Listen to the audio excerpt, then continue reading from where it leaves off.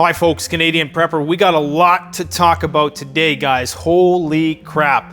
The panic buying is about to start. You need to brace yourself. Luckily, if you've watched this channel for a long time, you're already prepared. You're already ahead of the curve. But the panic is about to start. We're going to see a new wave, which was more devastating than the last, most likely, in the next few months. We're also going to see tensions escalate in China.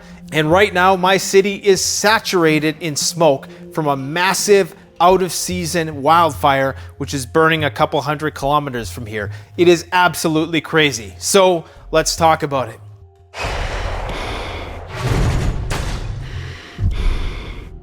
Especially into the night. Usually during the night, it would kind of dissipate a bit, but it's just so persistent. It burns the eyes. Look at this, guys.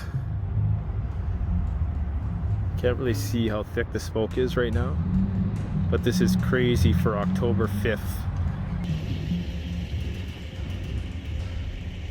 All right, so I started off by saying that you guys are ahead of the curve because you're preppers. There's a reason why 1% of the people control the other 99%. Really, it's like 0.001% of the people run the world. And the only reason why that is because they think long-term. They are long-term thinkers. They can see the future. The majority of people, they're not thinking about the future. They're thinking about what's right in front of them. Now, those same people are also good with money. Preppers, we tend to see the future. We're not always the best with money. We see the future and we're like, holy hell, we have to prepare for it. They see the future and they actually try to invest in it. What was that one saying by that one guy when there's blood in the streets? Buy, buy, buy in the markets? Well, that's basically how they think. This is why I'll periodically do a video like this where I give my best guesstimations about what I foresee coming next. And what I foresee coming next, right around the corner, is the panic buying.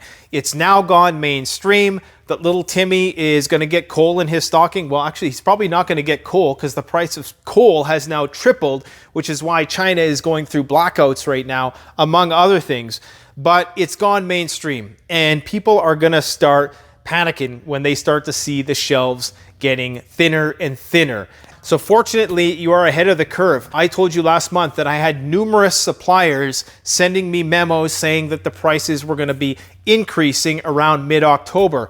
Well, lo and behold, they decided to raise those prices even sooner without notifying us. What was once 50% of my distributors who are raising their prices, now they've basically all raised their prices. A large part of that has to do with the freight and delivery situation.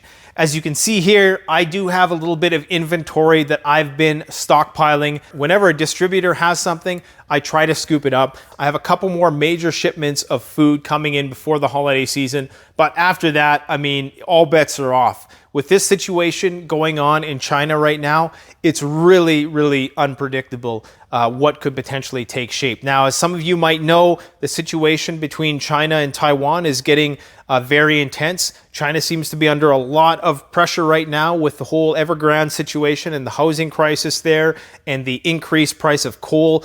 China's power grid relies on coal, okay? 55% of their power grid runs on coal, and the price of coal has tripled in this past year. So they're starting to already sustain blackouts. People are going to start becoming demoralized there. That's going to lead to lower worker productivity on top of the already, in some cases, up to 8 times increase in the cost of freight to transport stuff from China to the US. Brad over at Full Spectrum Survival emphasized this point the other day when he said that we rely on China's economic system to be functioning properly. If it's not, then we are going to feel it at the stores. The problem is we're already feeling it at the stores. And to make matters even worse, looking at the data coming out of Singapore right now, where they have an 80% jab rate, and they're starting to see cases spike like you wouldn't believe, something tells me that we are going to see a very, very similar situation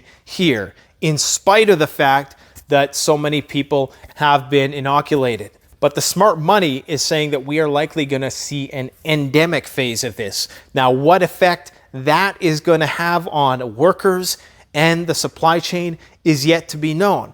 Because, as we've predicted, everything on this channel, from the pandemic to the riots to the market crash to the crazy catastrophic forest fires, we also predicted that there's going to be this animosity between those who had the jab and those who didn't. And unfortunately, that too is reaching a breaking point. A lot of people are choosing to opt out of going to their jobs. That's putting even more stress on human resources and supply chains. So what we're going to see, I think, is the perfect conflagration this winter, where we're going to see tensions escalating between China and Taiwan. We're going to see the Chinese economy really start to struggle. That is going to have repercussions over here. We are going to see empty shelves. We are going to see panic buying. It is just possibly going to be pandemonium. Now, I don't claim to be an expert in geopolitics, but if I was trying to save face, and if things were going on in my country, would I try to create a diversion in order to take attention away from that and bring attention to something else? Kind of like how Facebook just magically went down on the same day that whistleblower came out. Isn't it funny how when you Googled Facebook today, it wasn't the whistleblower that came out, it was this other story about an outage. Who knows, maybe it was a cyber attack. The thing is, right now, China is testing Taiwan's defenses. And everybody thinks, oh, well, if they do that, then the US is going to come to their aid and all these countries are going to come to their aid. Not necessarily, because you got to remember, if we do that, we still have billions and quadrillions of dollars of trade. If that supply chain gets cut, it is going to be absolute chaos over here. So I think that the US is going to tread lightly. Maybe there's going to be some kind of subversive strategy employed by the US where they don't get directly involved, but they do so by proxy or something. But what we know so far is that yesterday, the Chinese flew, I think it was over 50 planes through Taiwan airspace. And they do this in order to basically fatigue Taiwan's very limited capabilities. Because they know that every time they do that, Taiwan has to scramble jets. They have to use all their equipment. Doing that is expensive. It puts stress on the equipment. And it probably adds a lot of confusion because you never really know when this is going to be the real attack. Now, my knowledge of this is very limited, but we also did a whole video on this topic about a year ago today. You can go check it out and you can see how it's perhaps playing out. Some of my predictions were a bit premature there, but eventually this clash between China and Taiwan is going to happen. They need to secure that. It's very equivalent to the Cuban Missile Crisis, okay? If the US was to really get a foothold in Taiwan and possibly even put some kind of missile defense system there or something, that is something that just would not fly. So whether it's about geopolitics or about the semiconductor plant, Taiwan's one of the main manufacturers of semiconductors. That in itself is contributing to the shortage. Now, from what I've read, an invasion of Taiwan would take up to 2 million troops. And in order to get those 2 million troops to Taiwan, China has already had some sort of agreement between civilian vessels that they will be ready to transport troops over to Taiwan at the 12 or 13 particular infiltration points on that island. So they have a plan to do an invasion. China could easily overwhelm Taiwan systems by just doing a throw everything at it blitzkrieg approach. Whether or not they'll be able to sustain it or whether it will turn into an Iraq situation where, they're just not able to win the hearts and minds of the people there is possible also. But I'm going to make a prediction here, and I actually don't think they're going to do anything right now. I think right now they're simply trying to push and prod and confuse Taiwan because you remember the Art of War, the book that the Chinese wrote, okay? There's one rule in the Art of War which says, make your plans as stealthy as possible and strike like a lightning bolt. So it would be very out of sorts for them to do this right now after all the buildup. You'd almost want to do it when it's completely unexpected. Now again, people need to understand that we're in a globalized world. What happens over there absolutely affects what's going to happen over here.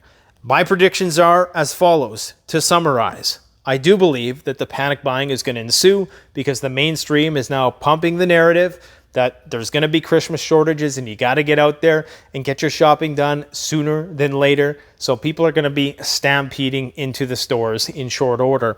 we are going to see another major wave of this thing. It's far from over, in my personal opinion. The only way we may not see a major wave is if they suddenly decide that they're going to stop testing. I have no real predictions with China's economic downturn. A lot of people are saying it's going to be a recession. A lot of people are seeing red over there. They're seeing various different companies starting to fold, a similar situation like we've seen in 2008. There's also many other economic analysts who are saying, no, it's entirely different than that. And the effects are going to be different also, because where they're a manufacturing-based economy, we are a consumer economy. So when the US was going through all that stuff, it affected them differently than it might affect us if the same thing happens to them. Fuel prices are going up all over the world.